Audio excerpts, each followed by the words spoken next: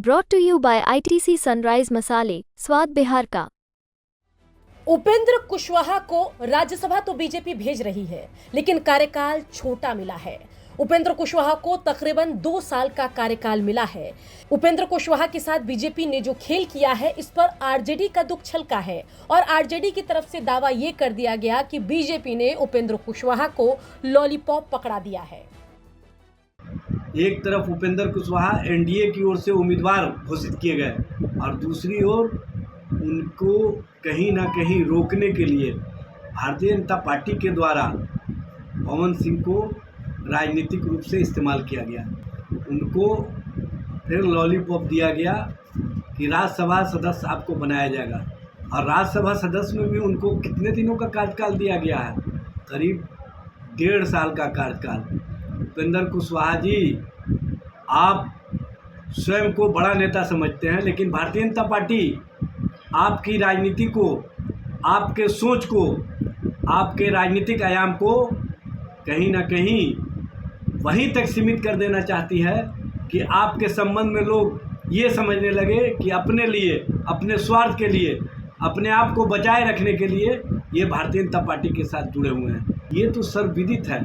जो भी भारतीय जनता पार्टी के साथ होते हैं उनको ही सबसे पहले भारतीय जनता पार्टी समाप्त करती है।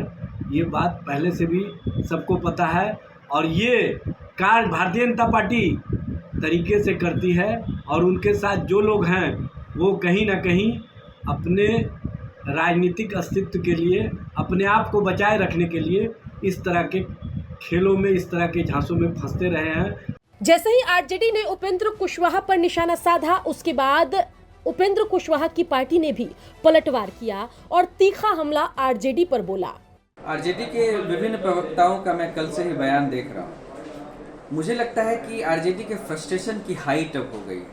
फ्रस्ट्रेशन इस बात की कि अभी राज्यसभा के उपचुनाव का जो निर्वाचन की प्रक्रिया चल रही है, उनका अफसोस ये है कि उनका कोई भी व्यक्ति इस सदन में जाने की स्थिति में नहीं है और इसके लिए जिम्मेदार वो खुद है, क्योंकि आपको भी पता है कि उनके भ्रष्ट व्यवहार की वजह से आदरणीय मुख्यमंत्री ने उनका साथ छोड़कर एनडीए में वापसी की थी। तो अपने कुकर्मों की वजह से सभा में जा नहीं सकते। एक हरियाणा का यादव तो राज्यसभा में राजद के कोटे से जा सकता है, लेकिन उनकी इतनी हैसियत नहीं है कि वो जा सकते हैं। और ऐसे व्यक्ति को उपेंद्र कुशवाहा जैसी शख्सियत पर अनाप शनाप बयान देना शोभा की बात नहीं है। कल मैंने सुना, उन्होंने कहा कि जूठन खाने की आदत है।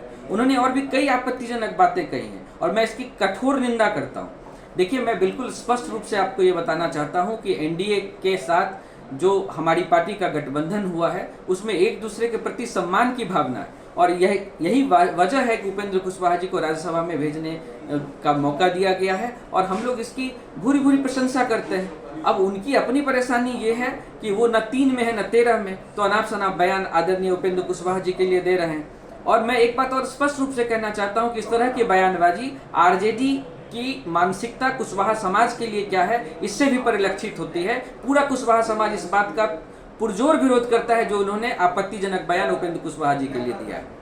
आपकी जानकारी के लिए बता दें कि उपेंद्र कुशवाहा की एनडीए में जो स्थिति है, उस पर लगातार बिहार में खबरें चल रही है। दावा तो यहाँ तक किया जा रहा है कि उपेंद्र कुशवाहा के साथ भी मुकेश सहनी जैसा हश्र न बीजेपी कर दे।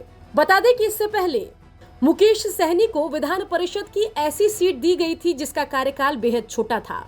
जैसे ही मुकेश सहनी का कार्यकाल खत्म हुआ, उनका मंत्री पद भी चला गया और उनकी पार्टी के विधायकों ने पूरी पार्टी को खत्म करते हुए बीजेपी के साथ हाथ मिला लिया, जिसके बाद मुकेश सहनी बिहार की राजनीति में अलग थलग पड़ गए और स्थिति ये हुई कि लोकसभा चुनाव से पहले उनको आरजेडी की शरण में जाना पड़ा।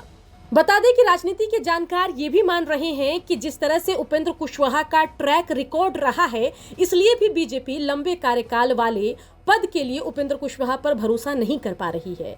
इससे पहले 2014 में उपेंद्र कुशवाहा को बीजेपी ने लोकसभा की 3 सीट दी, लेकिन उपेंद्र कुशवाहा तीनों सीट जीत जाते हैं और एनडीए के वफादार रहने की बजाय 2018 में बीजेपी को नखरे दिखाने लग जाते हैं और 2019 के लोकसभा चुनाव से पहले महागठबंधन में चले जाते हैं। यही डर लगता है बीजेपी को एक बार फिर से सता रहा है कि कहीं उपेंद्र कुशवाहा फिर से पलटी न मार ले। उपेंद्र कुशवाहा की अगर बात करें तो नीतीश कुमार की पार्टी जेडीयू में आने के बाद जब 2004 में नीतीश कुमार ने उनको नेता प्रतिपक्ष बनाया तो उपेंद्र कुशवाहा की छवि बड़ी हुई, लेकिन स्थिति कुछ ऐसी बनी कि उपेंद्र कुशवाहा नीतीश के साथ अपने बनते बिगड़ते रिश्तों की वजह से ज्यादा सुर्खियां बटोरने लगे। उपेंद्र कुशवाहा ने एक बार 2014 के चुनाव से पहले राष्ट्रीय लोक समता पार्टी भी बनाई और आगे चलकर 2020 में जेडीयू में अपनी पार्टी का विलय भी कर लिया। उसके बाद उपेंद्र कुशवाहा एक बार फिर से नई पार्टी राष्ट्रीय लोक मोर्चा का गठन करते हैं और इस बार वो एनडीए के साथ अपनी राजनीति तलाश रहे हैं। लोकसभा के चुनाव में उपेंद्र कुशवाहा काराकाट सीट से तीसरे नंबर पर रहे। उसके बाद भरपाई करते हुए बीजेपी ने उपेंद्र कुशवाहा को राज्यसभा भेजा है। 2 साल के आसपास का उनका कार्यकाल है। देखने वाली बात होगी कि क्या उपेंद्र कुशवाहा को आगे चलकर कोई मंत्री पद भी भारतीय जनता पार्टी देगी या नहीं। बिहार की खबरों के लिए आप देखते रहिए बिहार तक।